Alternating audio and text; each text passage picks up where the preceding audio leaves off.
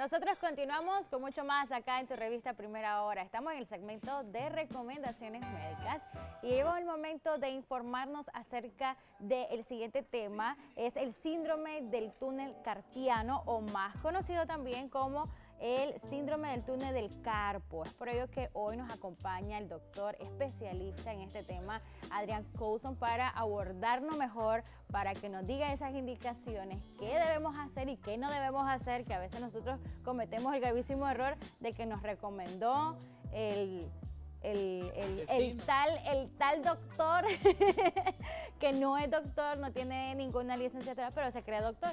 ¿Cómo está? ¿Cómo amaneció? Muy bien, Samantha. Buen día a todos los televidentes de la revista.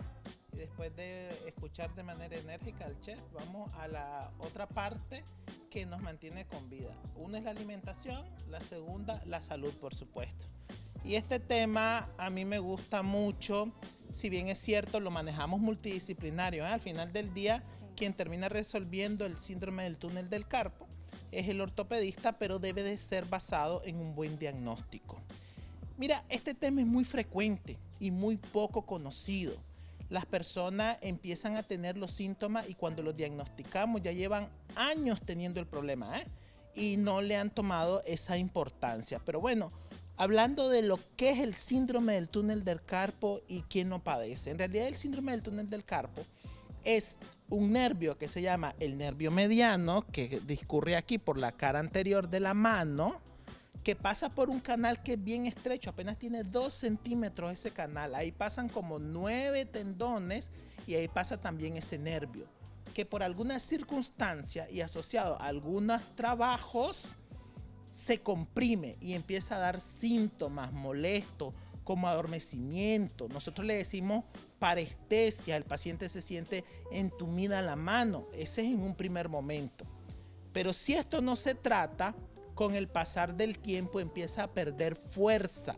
Que dicho sea de paso, fíjense que es ahí donde el paciente acude cuando ya no puede abrir una botella, cuando ya le cuesta inclusive hasta escribir, cuando se le caen las cosas de las manos. Pero en este momento el síndrome ya tiene mucho rato de estar en el paciente, porque primero comienza con los síntomas sensitivos, como el adormecimiento, el entumecimiento, y ya cuando llega con debilidad ya tiene rato y está más complicado el problema. Estábamos hablando detrás de cámara, bueno, conociendo un poco de este tema, ¿verdad? Porque lo desconocía, pero también incluíamos a las personas que se ven afectadas.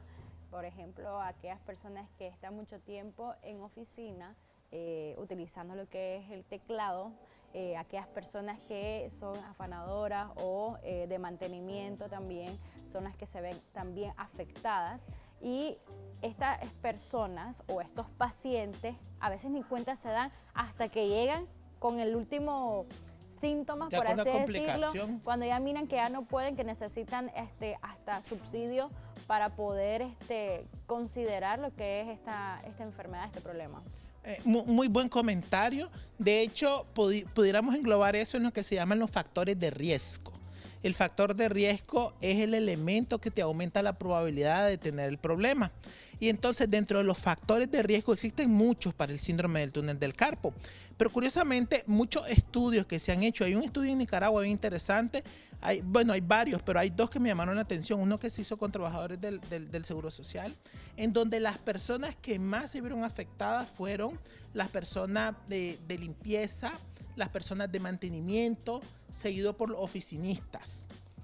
Esos son factores de riesgo entonces, personas que escriben mucho o que trabajan mucho con las manos. Pero también existen otros factores de riesgo. Por ejemplo, la obesidad se ha asociado a la diabetes, se ha asociado al hipotiroidismo. Es decir, existen muchos factores de riesgo que pueden afectar a esto. Y hay algo bien interesante. Los picos máximos, es decir, a quienes afectan están entre los 30 a los 50 años. ¿Qué quiere decir? Que es gente laboralmente activa.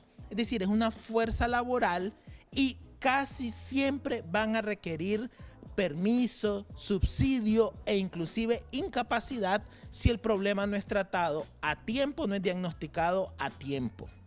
¿Tiene alguna cura estábamos hablando detrás de cámara que hasta pueden tener hasta intervención el paciente. Sí, fíjate, otra muy buena pregunta, Samantha.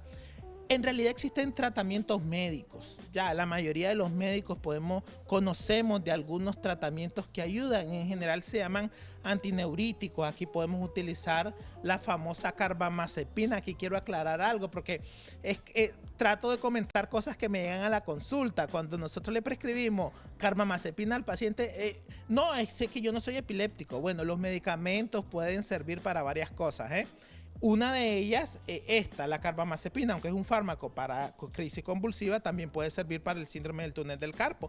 Pero también tenemos otros tratamientos como la gabapentina, la pregabalina, la duloxetina, la desvenlafaxina, y parece que es toda esa INA, pero bueno, pueden servir. ¿Cuál es el problema?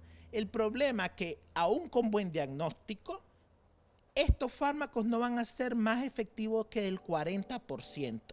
Y casi todos los pacientes van a terminar en una intervención quirúrgica. Entonces yo le digo a los pacientes, y aquí es un poquito conversado con el paciente, siempre se debe escuchar lo que el paciente prefiere, darle opciones al paciente explicándole bien todo, ¿verdad? Yo le digo, miren, ahorita podemos iniciar el tratamiento médico, sin embargo no va a ser tan efectivo, tal vez al inicio, pero a mediano o largo plazo va a requerir una intervención. Entonces muchas veces el paciente dice, no, ¿sabes qué? Yo quiero postergarme lo más que pueda la intervención quirúrgica.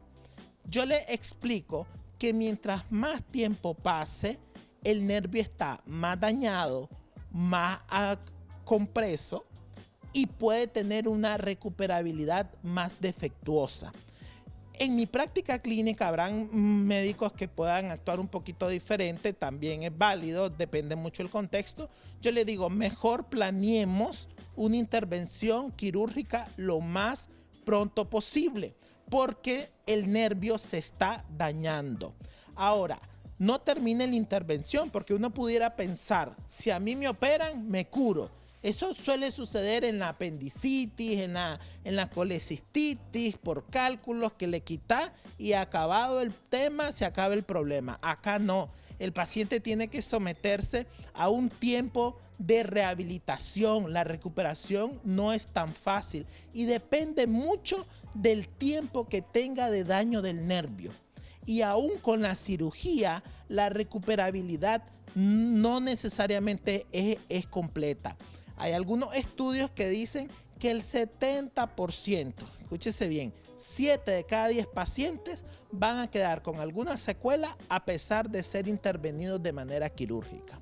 Ahora bien, la manera en que el paciente, aunque tenga esta condición o ya haya sido intervenido, ¿cómo tiene que ser su descanso? Sí, el paciente tiene, y esto es importante porque es un impacto económico, Al paciente se le opera, se le programa la cirugía, hay que hacer un buen diagnóstico, porque también he tenido muchos pacientes que son diagnosticados de manera errónea por síndrome del túnel del carpo, o quizás tengan el síndrome del túnel del carpo, pero no es su principal problema. Entonces yo siempre digo que tiene que hacerse un buen diagnóstico. Una vez que tenemos el buen diagnóstico, se planea con calma la cirugía. Una vez que el cirujano operó al paciente, el paciente tiene que tener un tiempo de subsidios, tiene que tener un tiempo aproximadamente 3 semanas de incapacidad laboral, y en estas 3 semanas el paciente debe iniciar un tratamiento primeramente de reposo y después empezar con la rehabilitación, que son ejercicios que un especialista en esto, como es el fisiatra, va a llevar a cabo. Y después de eso se hace una siguiente evaluación y se mira si el paciente ha recuperado. Muchas veces tenemos que extenderle el subsidio porque el paciente ha tenido una recuperación incompleta, todavía está con mucho dolor, o a veces, porque sí sucede, pueden haber complicaciones del acto quirúrgico. Por eso, yo tengo un grupo de médicos a quien prefiero referirlo que tenga mucha experiencia en esto. Porque aunque parecería sencillo, hay una telita que se llama fascia transversa, que es la que más aprieta el nervio.